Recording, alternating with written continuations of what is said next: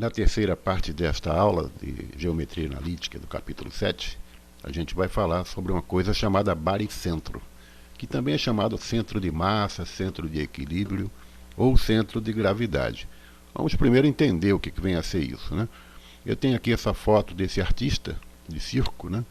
Ele é um equilibrista, né? Ele está andando sobre um monociclo, segurando aqui uma barra, né? E se mantendo equilibrado, claro, né, devido à habilidade dele. Mas ele está utilizando também uma propriedade física aqui, né?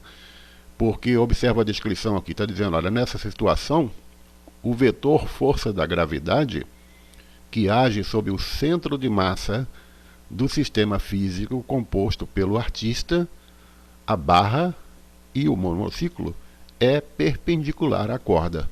Você pode até conversar com o seu professor de física, ele vai te explicar isso aqui direitinho, né? O vetor força da gravidade, ele vai estar aqui, a habilidade do artista consiste exatamente nisso, em manter este vetor perpendicular à corda, né? Para isso ele utiliza a habilidade dele, né? E essa barra aqui como um contrapeso para poder proporcionar esta condição. Tá? A gente vai estudar aqui o baricentro, né? Que é esse conceito aqui de equilíbrio, né, aplicado a triângulos. Se você pegar um triângulo e se você conseguir localizar exatamente onde é que fica o baricentro, você vai conseguir fazê-lo ficar equilibrado, por exemplo, sobre uma superfície aqui pontiaguda, ou então pendurado em um barbante, sem pender para um lado ou para o outro. Ele vai ficar perfeitamente equilibrado.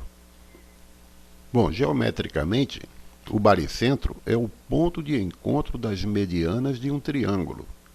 E esse ponto divide as medianas na razão de 2:1.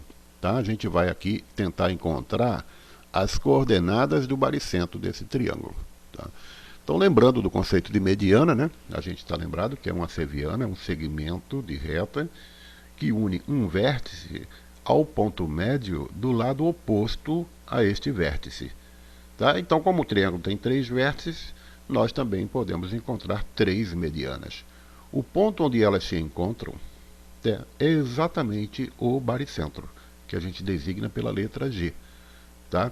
Agora, eu coloquei aqui, era destacado, que esse ponto, né, esse ponto do baricentro, ele divide as medianas, cada uma delas, na razão de 2:1. Tá? Então, nessa parte aqui que fica próximo ao vértice, você tem 2 partes, e na continuação, né, do baricentro até o lado oposto, você tem uma parte. Então é 2:1. Tá? Em todos eles acontece isso. Aqui também, olha, 2 partes para uma parte. 2 partes para uma parte. Tá? Então isso significa que, por exemplo, né, tomando este primeiro exemplo aqui, a distância de A até G é igual ao dobro da distância de G até M. Tá? Isso vale para todos os outros segmentos. Se a gente fizer as continhas, calculando distâncias, etc., simplificando, a gente acaba descobrindo quais são as coordenadas do ponto G, que é o baricentro. Tá? Então vai ter uma coordenada x, né, o x de G, que basta a gente somar o x de cada um dos pontos. O x do A mais o x do B mais o x do C e dividir por 3. Fazemos o mesmo com o y, né, o y do A mais o y do B mais o y do C, dividido por 3, a gente encontra o y do baricentro. Tá? É simples assim. Então vamos fazer um exercício aqui para a gente praticar isso.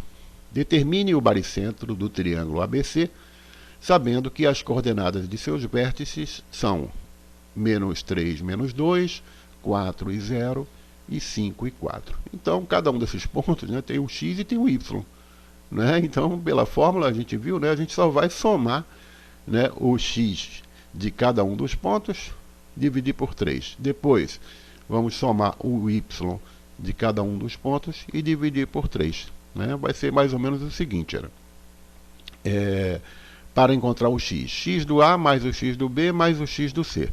Então está aqui, -3 mais 4 mais 5. Está aqui, olha, -3 mais 4 mais 5. Somou, dividiu por 3, deu 2 o resultado. Tá?